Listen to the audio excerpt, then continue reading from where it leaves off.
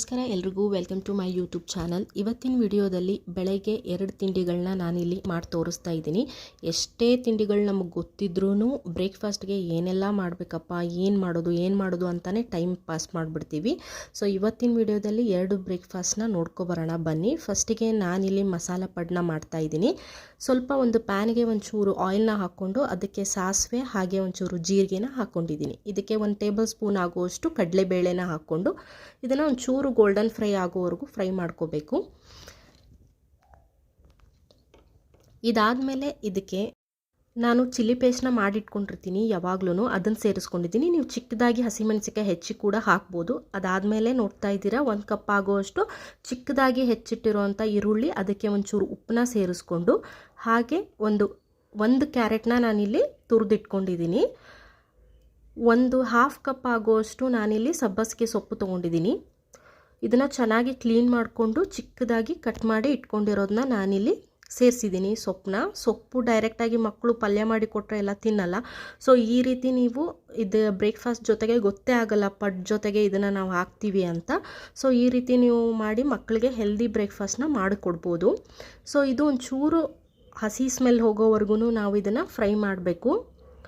ಇದು ಸೊಪ್ಪೆಲ್ಲ ಚೆನ್ನಾಗಿ ಫ್ರೈ ಆದಮೇಲೆ ಇದು ಕಂಪ್ಲೀಟಾಗಿ ತಣ್ಣಗಾಗಬೇಕು. ಈಗ ಸ್ವಲ್ಪ ನಾನು ಕೊತ್ತಂಬರಿ ಸೊಪ್ಪನ್ನ ಸೇರಿಸ್ಕೋತಾ ಇದ್ದೀನಿ. ಇದನ್ನು ಸೇರಿಸ್ಕೊಂಡು ಚೆನ್ನಾಗಿ ಫ್ರೈ ಆದಮೇಲೆ ಇದು ಕಂಪ್ಲೀಟಾಗಿ ತಣ್ಣಗೆ ಆದಮೇಲೆ ನಾನು ಇದನ್ನು ದೋಸೆ ಹಿಟ್ಟಿರುತ್ತಲ್ವ, ದೋಸೆ ಹಿಟ್ಟಿಗೆ ನಾನಿಲ್ಲಿ ಸೇರಿಸ್ಕೋತಾ ಇದ್ದೀನಿ. ನಾನು ಮುಂಚೆನೇ ದೋಸೆ ಹಿಟ್ಟನ್ನ ಪ್ರಿಪೇರ್ ಮಾಡಿ ಇಟ್ಕೊಂಡಿದ್ದೆ. ಸೊ 2-3 ದಿನ ದೋಸೆನೇ ತಿಂದಿರ್ತೀರ. ಸೊ ಈ ರೀತಿ ಮಾಡ್ಕೊಳ್ಳೋದ್ರಿಂದ ದೋಸೆ ಹಿಟ್ಟು ಖಾಲಿ ಆಗುತ್ತೆ. ಆಮೇಲೆ ಒಂದು ಸ್ವಲ್ಪ ಡಿಫ್ರೆಂಟಾಗೂ ಇರುತ್ತೆ ಬ್ರೇಕ್ಫಾಸ್ಟು. ಸೊ ನೋಡ್ತಾ ಇದ್ದೀರಾ ವಿಡಿಯೋದಲ್ಲಿ ಈ ರೀತಿ ನಾನು ಅದನ್ನು ಮಿಕ್ಸ್ ಮಾಡ್ಕೋತಾ ಇದ್ದೀನಿ. ಹಾಗೆ ನಾನು ಪಡ್ಡು ಹಂಚಿಟ್ಕೊಂಡಿದ್ದೀನಿ ಇಲ್ಲಿ. ಅದಕ್ಕೆ ಚೆನ್ನಾಗಿ ಆಯಿಲ್ನ ಗ್ರೀಸ್ ಮಾಡಿಕೊಂಡು ನಾವೇನು ಮಿಕ್ಸ್ಚರ್ ರೆಡಿ ಮಾಡಿ ಇಟ್ಕೊಂಡಿದ್ದೀವಿ ಅದನ್ನು ನಾನಿಲ್ಲಿ ಹಾಕ್ತಾ ಇದ್ದೀನಿ. ಸೊ ಈ ರೀತಿ ಮಾಡ್ಕೊಳ್ಳೋದ್ರಿಂದ ಒಂಚೂರು ನಮಗೆ ಡಿಫ್ರೆಂಟಾಗಿಯೂ ಇರುತ್ತೆ ಬ್ರೇಕ್ಫಾಸ್ಟು. ಹಾಗೇ ಬರೀ ದೋಸೆ ಹಿಟ್ಟಲ್ಲಿ ದೋಸೆನೇ ಮಾಡ್ಕೊಂಡು ತಿಂದ್ರೂ ಚೆನ್ನಾಗಿರಲ್ಲ. ಹಾಗೆ ಪಡ್ಡು ಮಾಡ್ತೀವಿ, ಸುಮಾರಾಗಿ ಸಾದಾ ಪಡ್ಡು ಮಾಡಿ ನಾವು ಅದಕ್ಕೆ ಚಟ್ನಿ ಜೊತೆಗೆ ತಿಂತೀವಿ. ಈ ರೀತಿ ಮಾಡೋದ್ರಿಂದ ಮಕ್ಕಳಿಗೆಲ್ಲ ಸ್ವಲ್ಪ ಸೊಪ್ಪನ್ನ ಕೊಟ್ಟಂಗೆ ಆಗುತ್ತೆ. ಸೊ ಈ ರೀತಿ ನಾನು ಒಂದು ಕಡೆ ಫ್ಲಿಪ್ ಮಾಡಿಕೊಂಡು ಇದನ್ನು ಚೆನ್ನಾಗಿ 2 ಹತ್ರ ಬೇಯಿಸ್ಕೊಂಡಿದ್ದೀನಿ. ನೋಡ್ತಾ ಇದ್ದೀರಾ ನಾನು ಇದನ್ನು ಚಟ್ನಿ ಜೊತೆ ಸರ್ವ್ ಮಾಡಿದ್ದೀನಿ. ತುಂಬ ಚೆನ್ನಾಗಿರುತ್ತೆ. ನೀವು ಸಬ್ಬಸಿಗೆ ಸೊಪ್ಪು ಇದರಲ್ಲಿ ಹಾಕಿದ್ದೀರಾ ಅಂತ ಗೊತ್ತೇ ಆಗಲ್ಲ ಮಕ್ಕಳಿಗೆ. ಸೊ ಈ ರೀತಿ ಬ್ರೇಕ್ಫಾಸ್ಟ್ನ ನೀವು ಮಾಡ್ಕೋಬೋದು. ನೆಕ್ಸ್ಟು ನಾನು ಅವಲಕ್ಕಿ ಪೋಹಾ ರೆಸಿಪಿನ ಮಾಡಿ ತೋರಿಸ್ತಾ ಇದ್ದೀನಿ, ಅವಲಕ್ಕಿ ಒಗ್ಗರಣೆ. ಸೊ ಇದಕ್ಕೆ ಏನೇನೆಲ್ಲ ಇಂಗ್ರೀಡಿಯೆಂಟ್ಸ್ ಬೇಕು ಅಂತ ವಿಡಿಯೋ ಮಾಡ್ತಾನೆ ಹೇಳ್ತಾ ಹೋಗ್ತೀನಿ. ಬನ್ನಿ ವಿಡಿಯೋ ಸ್ಟಾರ್ಟ್ ಮಾಡೋಣ. ಇಲ್ಲೊಂದು ಪಾತ್ರೆಗೆ ನಾನು ಈ ಅವಲಕ್ಕಿನ ತೊಗೊಂಡಿದ್ದೀನಿ. ಇದು ದಪ್ಪ ಅವಲಕ್ಕಿ ತೊಗೊಂಡಿದ್ದೀನಿ. ಇದಕ್ಕೆ ನಾನು 2.5 ಕಪ್ ಆಗುವಷ್ಟು ಹಾಕ್ಕೊಂಡಿದ್ದೀನಿ. 2.5 ಕಪ್ಪಷ್ಟು ಅಂದರೆ 4 ಜನಕ್ಕಾಗುವಷ್ಟು ನಾನಿಲ್ಲಿ ಮಾಡಿ ತೋರಿಸ್ತಾ ಇದ್ದೀನಿ. ನೀವು ಕ್ವಾಂಟಿಟಿನ ಹೆಚ್ಚು ಕಡಿಮೆ ಮಾಡ್ಕೊಳ್ಳಿ. ನಾನಿಲ್ಲಿ 2.5 ಕಪ್ ತೊಗೊಂಡಿದ್ದೀನಿ. ಈ ಕಪ್ ತೋರಿಸ್ತಾ ಇದ್ದೀನಲ್ಲ ಇದರಿಂದ. ಇದನ್ನೇ 2-3 ಸಲ ಚೆನ್ನಾಗಿ ತೊಳಿಬೇಕು. ತುಂಬ ಡಸ್ಟ್ ಇರುತ್ತೆ ಅವಲಕ್ಕಿಲೆಲ್ಲ. ಅವಲಕ್ಕಿ ಮುಳುಗೋಷ್ಟು ನೀರು ಹಾಕಿ ನಾನು ಒಂದು 10 ನಿಮಿಷ ನೆನೆಯಕ್ಕಿಟ್ಟಿದ್ದೀನಿ. ಇಲ್ಲಿ ಒಗ್ಗರಣೆ ರೆಡಿ ಮಾಡ್ಕೊಂಡ್ಬಿಡೋಣ. ಒಂದು ಪಾತ್ರೆಗೆ ಒಂಚೂರು ಆಯಿಲ್ನ ಹಾಕ್ಕೊಂಡಿದ್ದೀನಿ. ಅದಕ್ಕೆ ಸಾಸಿವೆ ಹಾಕ್ಕೊಂಡು ಸಾಸಿವೆ ಚಟಪಟ ಅಂದಮೇಲೆ ಅದಕ್ಕೆ ಒಂದು ಟೇಬಲ್ ಸ್ಪೂನ್ ಆಗುವಷ್ಟು ಜೀರಿಗೆನ ಆ್ಯಡ್ ಮಾಡ್ಕೊಂಡಿದ್ದೀನಿ. ಸ್ವಲ್ಪ ಆಯಿಲ್ ಇದಕ್ಕೆ ಜಾಸ್ತಿ ಬೇಕಾಗುತ್ತೆ ಅವಲಕ್ಕಿಗೆ. ಸೊ ನೀವು ಒಂಚೂರು ಜಾಸ್ತಿನೇ ಹಾಕ್ಕೊಳ್ಳಿ.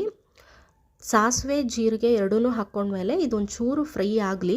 ಇದು ಫ್ರೈ ಆದಮೇಲೆ ನಾನಿಲ್ಲಿ ಕಡಲೆ ಬೀಜನ ಹಾಕ್ಕೋತಾ ಇದ್ದೀನಿ. ಕಡಲೆ ಬೀಜ ತುಂಬ ಚೆನ್ನಾಗಿರುತ್ತೆ ಅವಲಕ್ಕಿ ಒಗ್ಗರಣೆಗೆ, ಸ್ಕಿಪ್ ಮಾಡೋಕ್ಕೆ ಹೋಗಬೇಡಿ. ಕಡಲೆ ಬೀಜ ಒಂಚೂರು ಫ್ರೈ ಆಗಬೇಕು. ಇದು ಚೆನ್ನಾಗಿ ಫ್ರೈ ಆದಮೇಲೆ ಇದಕ್ಕೆ ನಾನು ನೆಕ್ಸ್ಟ್ ಇಂಗ್ರೀಡಿಯೆಂಟ್ಸ್ನ ಆ್ಯಡ್ ಮಾಡ್ತಾ ಹೋಗ್ತೀನಿ. ಸೊ ಇದಾದಮೇಲೆ ಇದಕ್ಕೆ ನಾನು ಒಂಚೂರು ಕರಿಬೇವು ಸೊಪ್ಪನ್ನ ಇಲ್ಲಿ ಆ್ಯಡ್ ಮಾಡಿದ್ದೀನಿ. ಹಾಗೆ ಚಿಕ್ಕದಾಗಿ ಹೆಚ್ಚಿಟ್ಕೊಂಡಿರುವಂಥ ಮೆಣಸಿನ್ಕಾಯಿನ ನಾನಿಲ್ಲಿ ಆ್ಯಡ್ ಮಾಡ್ಕೋತಾ ಇದ್ದೀನಿ. ಸೊ ಇದೊಂಚೂರು ಫ್ರೈ ಆಗಬೇಕು ಹಸಿ ಮೆಣಸಿನ್ಕಾಯಿ ಎಲ್ಲ.